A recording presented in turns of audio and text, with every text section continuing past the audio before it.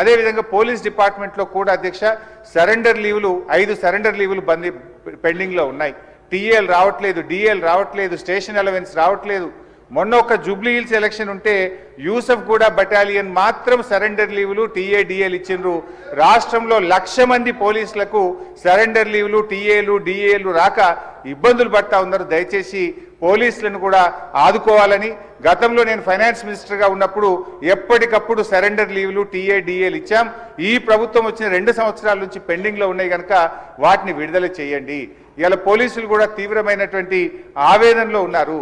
పోలీసులకు ఉండే ఆరోగ్య భద్రత స్కీమ్ కూడా బంద్ చేసిండ్రు. మీరు 1,00,000 రూపాయలకే పరిమితం చేసిండ్రు. పోలీస్ కానిస్టేబుల్ చాలా ఇబ్బంది పడతా ఉన్నారు.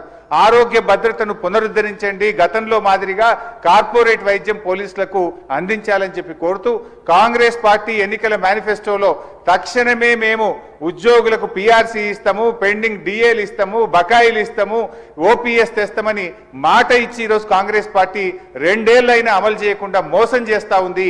జరిగిన అన్యాయం ఇప్పటికే చాలా జరిగింది. తక్షణమే ఇప్పటికైనా ఉద్యోగులకు, రిటైర్డ్ ఉద్యోగులకు, పోలీసులకు ఇచ్చిన హామీకి కట్టుబడి మేలు చేయండి అని చెప్పి మీ ద్వారా ఆర్థిక మంత్రి, డిప్యూటీ సీఎం గారిని నేను కోరుతా ఉన్నా అధ్యక్ష.